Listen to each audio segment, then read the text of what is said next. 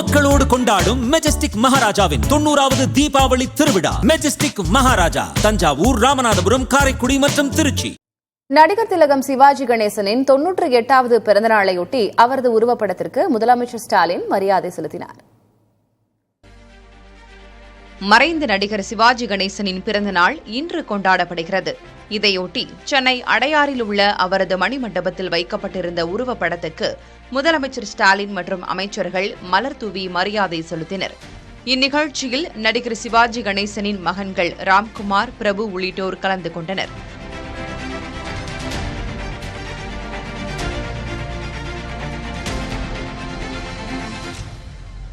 இதைத் தொடர்ந்து சிவாஜி கணேசன் குறித்த புகைப்பட கண்காட்சியை முதலமைச்சர் ஸ்டாலின் தொடக்கி வைத்தார்.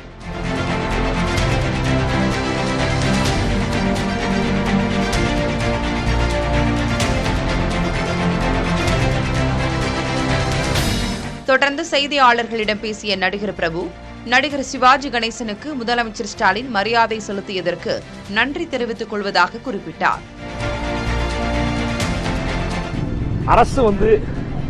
அரசு விழாவாக என்னைக்கு அதை எடுத்தாங்களோ அது கிட்டத்தட்ட 3-4 வருஷமா அருமையாக அப்பாவுக்கு மரியாதை பண்ணிட்டு வராங்க.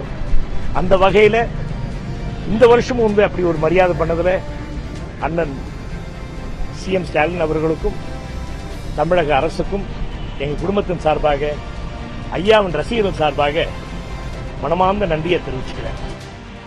கரூரில் மட்டும் ஏன் இப்படி நடக்கிறது என தாவேக தலைவர் விஜய் வீடியோ மூலம் கேள்வி எழுப்பியிருந்த நிலையில் அதற்கு கரூரைச் சேர்ந்த திமுக முன்னாள் அமைச்சர் செந்தில் பாலாஜி பதிலளித்துள்ளார். அவர்கள் இருவரும் பேசியவற்றை பார்க்கலாம். கிட்டத்தட்ட ஒரு 5 மாவட்டத்துக்கு பிரச்சாரத்துக்கு போகும். இந்த மாதிரி எதுவுமே நடக்கலாம். கரூர்ல மட்டும் ஏன் இப்படி நடக்குது, எப்படி நடக்குது? மக்களுக்கு எல்லா உண்மையும் தெரியும். மக்கள் எல்லாத்தையும் பார்த்துக்கிட்டு இருக்கிறாங்க. எல்லா ஊர்லயும் கூட்டம் நடத்துறேன், எந்த ஊர்லயும் நடக்கல, இந்த ஊர்ல மட்டும் ஏன் நடக்குங்கிற கேள்வி. நான் எல்லா நாளும் வண்டி ஓட்டுறேன், வேகமா தான் ஓட்டுறேன். ஆனா இந்த நாள் மட்டும், இன்னைக்கு மட்டும் எனக்கு எப்படி என் கார் ஆக்சிடென்ட் ஆச்சுன்னு கேட்கற மாதிரி இருக்கு. எல்லா ஊர்லயும் எவ்வளவு பேர் மயக்கம் அடைஞ்சாங்க, எவ்வளவு பேர் மருத்துவமனையில் அனுமதிக்கப்பட்டாங்க. விக்கிரவாண்டியில நடந்தப்ப இறந்தது, மதுரையில மாநாடு நடந்தப்ப இறந்தது. ஒவ்வொரு ஊர் வரையும் நேற்று தெளிவா அரசின் சார்பில் விளக்கம் சொன்னாங்க. அது எல்லாரும் உங்களுக்கும் தெரியும். அப்ப ஒவ்வொரு கூட்டம் நடக்கக்கூடிய நிகழ்வுலயே அது போன்ற சம்பவங்கள் நடந்துகிட்டு இருக்கு.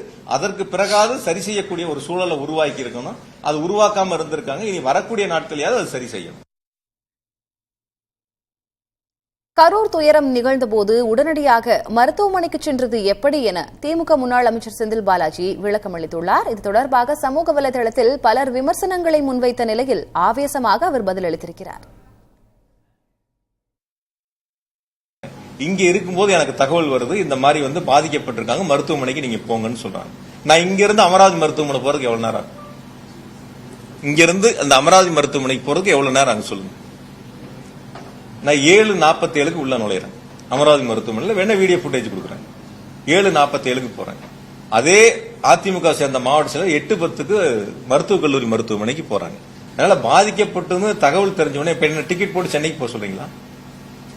மக்கள் பாதிக்கப்பட்டு ஒரு பக்கம் மருத்துவமனையில் அனுமதிக்கப்பட்ட சூழல்ல நான் அந்த சம்பவ இடத்துக்கு போகாம நான் டிக்கெட் போட்டு சென்னைக்கு போயிடவா?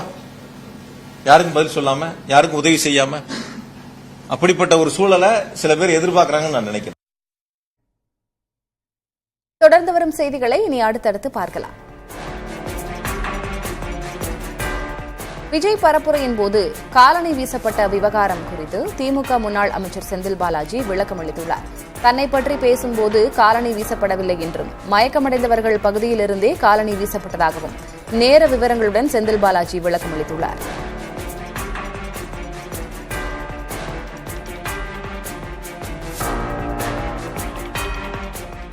6 மணிக்கு மயங்கி விழுந்தவங்களுடைய பகுதியிலிருந்து முதல் செருப்பு, அந்த செருப்பு வீசுறாங்க. இது பேச ஆரம்பிச்சு 6வது நிமிஷத்துல அந்த சம்பவம் நடக்குது. 6:40க்கு திரும்ப 2வது ஒரு செருப்பு வீசுறாங்க. அதே இடங்கள்ல அந்த 6 நிமிஷத்துல 2வது ஒரு சம்பவம் நடக்குது. 7:12க்கு கூட வந்த அந்த அரசியல் கட்சியுடைய தலைவருடைய உதவியாளர் போய் இந்த மாதிரி நிறைய மயக்கம் போடுறாங்கன்னு பக்கத்துல போய் கருத்து சொல்றாங்க. நீங்க எல்லாரும் அதை லைவ்ல பாத்தீங்க. 16வது நிமிஷம் தான் என்ன பத்தின பேச்சு திரும்ப வருது.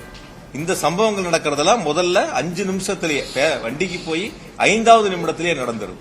இப்ப எந்த நேரங்கள்ல எது நடந்துச்சு என்னங்கிறதே தெரியாம செய்யக்கூடிய தவறுகளை ஒத்துக்கொள்ளாமல் அல்லது செய்யக்கூடிய தவறுகளை சரி செய்ய வேண்டும் என்று முயற்சி எடுக்காமல் இந்த தவறுகளுக்கு அரசின் மீது, தமிழ்நாடு அரசின் மீது இந்த தவறுகளை திருப்பி விட வேண்டும் என்ற நோக்கத்தில் இதுபோன்று சமூக வலைதளங்களில் ஒரு சாரார் பரப்பி வருகிறார்கள். கரூரில் 41 பேர் உயிரிழந்தது நிகழ்வை ஒருங்கிணைத்தவர்களின் பொறுப்பற்ற செயலால் ஏற்பட்ட பேரவலம் என விசிக தலைவர் திருமாவளவன் தெரிவித்தார். விஜய் வெளியிட்ட காணொளியில் முதல்வர் மீது பழி சுமத்துவதாக அவர் கடுமையாக விமர்சித்தார். இந்த துயரத்தை அரசியல் ஆதாயத்திற்கு பயன்படுத்தி பாஜகவின் கருவையாக விஜய் செயல்படுகிறார் என்று திருமாவளவன் குற்றம் சாட்டினார். மேலும் வட இந்திய பாணியில் தமிழ்நாட்டில் சூழ்ச்சி அரசியலை மேற்கொள்ள பாஜக முயல்கிறது, அதற்கு எதிராக ஜனநாயக சக்திகள் ஒன்றிணைய வேண்டும் என்று திருமாவளவன் வலியுறுத்தினார். மக்களோடு கொண்டாடும் மெஜஸ்டிக் மகாராஜாவின் 90வது தீபாவளி திருவிழா. மெஜஸ்டிக் மகாராஜா தஞ்சாவூர், ராமநாதபுரம், காரைக்குடி மற்றும் திருச்சி.